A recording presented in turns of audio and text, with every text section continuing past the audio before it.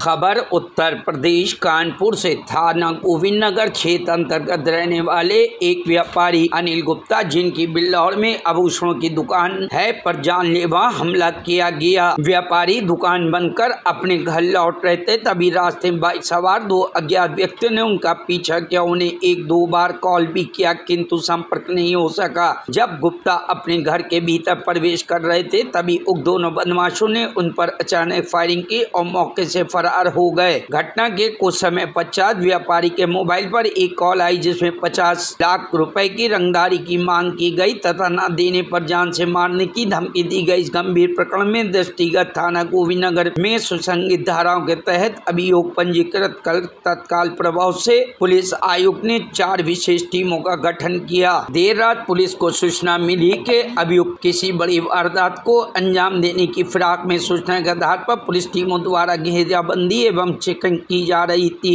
तभी 2 संदिग्ध व्यक्ति मोटरसाइकिल पर आते दिखे। पुलिस द्वारा उन्हें रोकने प्रयास किया गया, जिस पर आरोपियों ने पुलिस पार्टी पर फायरिंग कर दी एवं भागने लगे। पुलिस द्वारा आत्मरक्षा में की गई जवाबी कार्रवाई में एक आरोपी के पैर में गोली लगी, जिससे घायल होकर बाइक से गिर पड़ा, जबकि उसका साथी मौके से फरार हो गया। गिरफ्तार आरोपी ने पूछताछ में अपना नाम अनुज तिवारी, थाना रावतपुर बताया तथा फरार साथी का नाम छोटू बताया।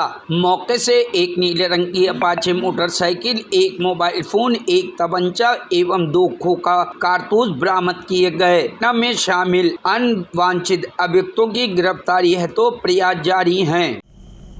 दिनांक 8/6/2025 को गोविंद नगर थाना क्षेत्र के रहने वाले एक व्यापारी अनिल गुप्ता, जिनकी बिल्हौर में ज्वेलर्स की शॉप है, वो जब अपनी दुकान बंद करके बिल्हौर से अपने घर की तरफ आ रहे थे, तो रास्ते में बाइक सवार 2 बदमाशों ने उनका पीछा करना शुरू किया था और रास्ते में ही उनको 1 से 2 बार कॉल भी की, लेकिन बात नहीं हो पाई थी।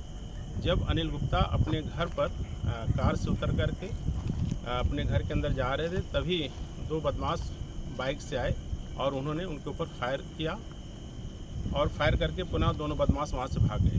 थोड़ी देर बाद उनके फ़ोन पर एक कॉल आई और उनसे 50 लाख रुपए की फिरौती की डिमांड की गई और ना देने पर उनको जान से मारने की धमकी दी गई। इस प्रकरण की गंभीरता के दृष्टिगत थाना गोविंद नगर पर एक FIR एक्सटॉर्शन और 307 में पंजीकृत हुई और इसमें CP सर के निर्देशन में करीब 4 टीमें हमारी सक्रिय हुई। हमारी जो मेन क्राइम ब्रांच की टीम है, दक्षिण जोन की क्राइम ब्रांच की टीम, सर्विलांस की टीमें और थाना गोविंद नगर की टीमें सक्रिय हुई और सभी ने अपने अपने स्तर से प्रयास करना शुरू किया।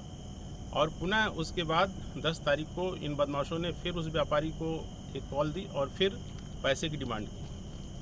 आज रात्रि में एक सूचना क्राइम ब्रांच एवं थाना गोविंद नगर की टीमों को प्राप्त हुई कि जो बदमाश इस घटना में शामिल थे वो इसी क्षेत्र में कहीं हैं और पुनः किसी बड़ी वारदात को करने की फिराक में हैं।